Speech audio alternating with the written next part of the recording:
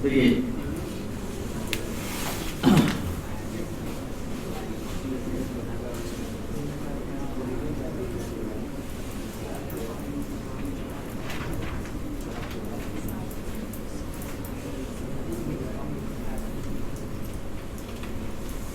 सार्थक अंक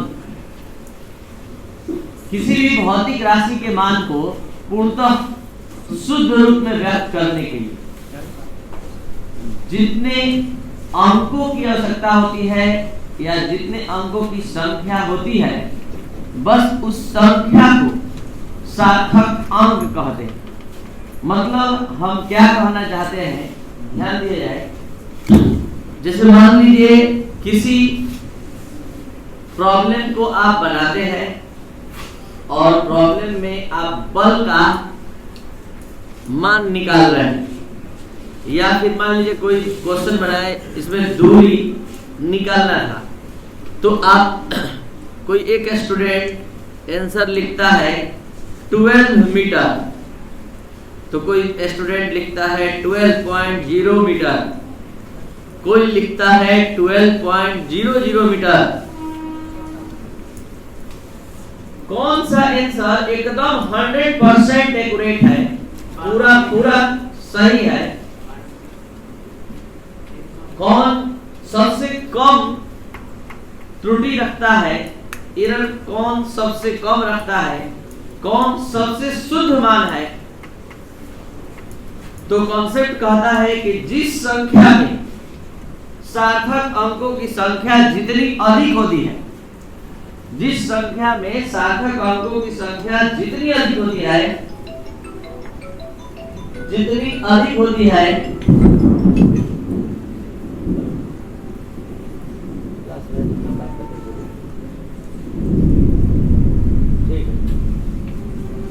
यहाँ हम बता रहे थे कि संख्या में जितना ज्यादा सार्थक अंक होता है, उतना ही ज्यादा समझा जाता है कि वो एक्यूरेट मान, शुद्ध मान। जैसे अभी आपको हमारा बात अभी समझने का क्षमता नहीं है, 5 मिनट में क्षमता है, तब जब आप जान जाएंगे कि संख्या में सार्थक अंक निकाला कैसे जाता है, तब हम इसमें बताएंगे कि इसमें सार्थक अंक 2 है, इसमें 3 है, इसमें 4 है।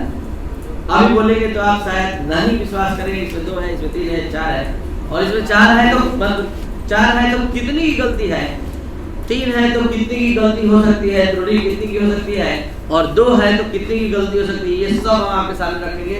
फिलहाल हम सार्थक अंकों की संख्या को निर्धारित करने का नियम, जो 6 नियम हम लिखवा है, उसको समझाने जा रहे हैं। सबसे पहला नियम, रूल नंबर 1, यानी सार्थक अंक को निर्धारित करने का, सार्थक अंकों की संख्या को निर्धारित करने का नियम। रूल नंबर 1, सभी गैर शून्य अंक, सभी गैर शून्य अंक का मतलब 1 2 3 4 5 6 7 8 9, ये सभी गैर शून्य अंक कहलाते हैं और इनको सार्थक अंक के रूप में गिना जाता है।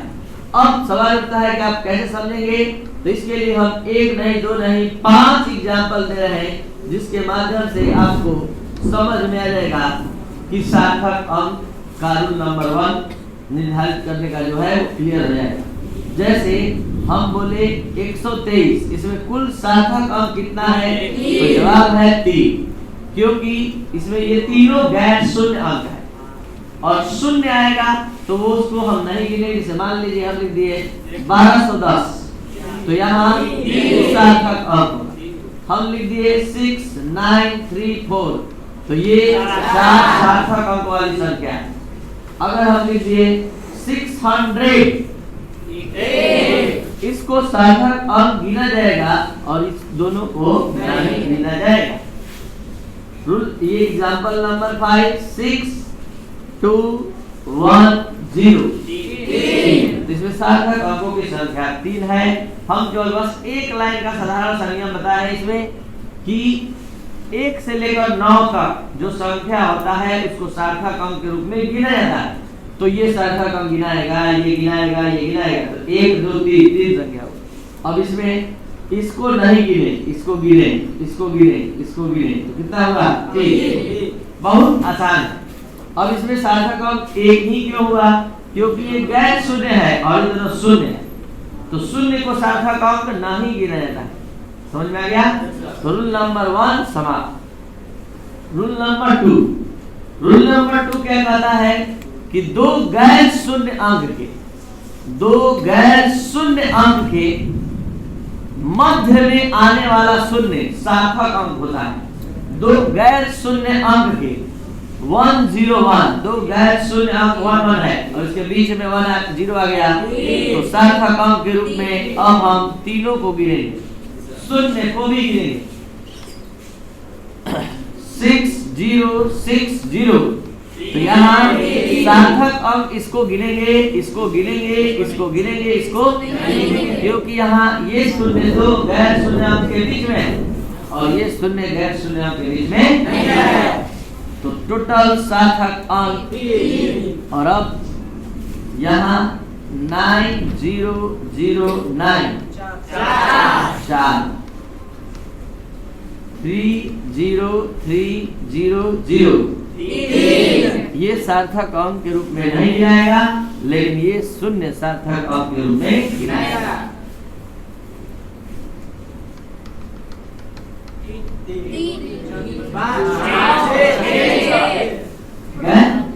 सारे शून्य सार्थक अंक के रूप में गिनाएगा, क्योंकि सब दो गैर शून्य अंक के बीच में तो दिक्कत।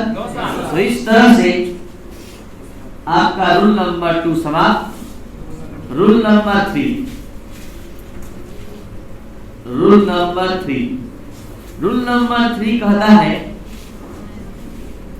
कि दाईं ओर गैर शून्य अंक के दाईं ओर आने वाले शून्य को सार्थक अंक के रूप में नहीं गिना जाता।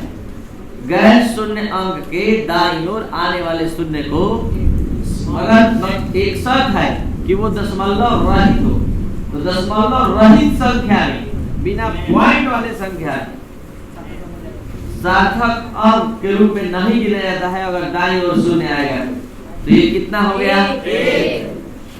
1 0 2 0 0 0, तो ये तीनों नहीं गिनाएगा, लेकिन ये गिना जाएगा। और ये 3 0 0 0, ठीक है। तो ये गैर शून्य अंक के दाईं ओर आने वाला शून्य है, इसलिए सार्थक अंक नहीं गिना जाएगा, सार्थक अंक के रूप में नहीं गिना जाएगा।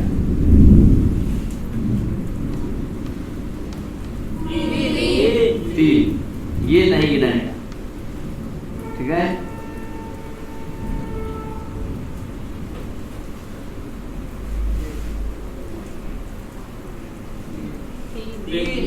इसमें तो दाईं ओर आया ही है, ठीक है, तो ये तो गिनाएगा। चलिए रूल नंबर 4, रूल नंबर 4 किसके लिए है? रूल नंबर 4, कोई अगर मान कोई हो और उसके साथ कोई यूनिट जुड़ा, तो उस केस में अगर किसी भौतिक राशि का मात्रक किसी संख्या के साथ जुड़ा है, जैसे 5 0 2 0 और लिखा हुआ है kg, लिखा हुआ है 3 0 1 2 0 मीटर, ठीक है।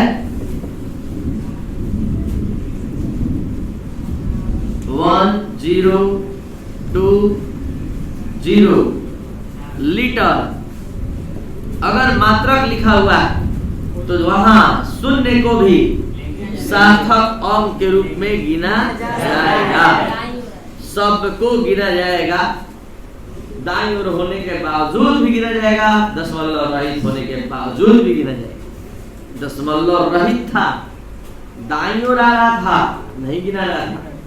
दशमलव रहित है, दाईं ओर है, लेकिन यूनिट के साथ है, इसलिए गिना जाएगा। Clear? Rule number 5। Rule number 5 कहता है कि कोई घातांक वाली संख्या 10 के घातांक वाली संख्या 10 के घातांक वाली संख्या हो तो उस केस में केवल संख्यात्मक भाग से, घातांक वाले भाग से नहीं, ठीक है, घातांक वाले भाग से नहीं, केवल संख्यात्मक भाग से सार्थक अंक गिने जाता है। गिनिए गिनिए गिनिए गिनिए। रूल नंबर 5 समाप्त। Rule number 6। Rule number 6। Rule number 6 कहता है कि अगर गैर शून्य अंक, अगर मान लीजिए कोई दशमलव वाला संख्या और तब शून्य दाईं ओर आता तो वो सार्थक अंक के रूप में गिना जाएगा। अगर दशमलव वाला संख्या है और तब शून्य आएगा तो वहां दाईं ओर होने पर भी उसको सार्थक अंक गिना जाएगा। जैसे 5.00, 500.0, 110.0 टोटल सार्थक अंक गिना जाएगा। ठीक है,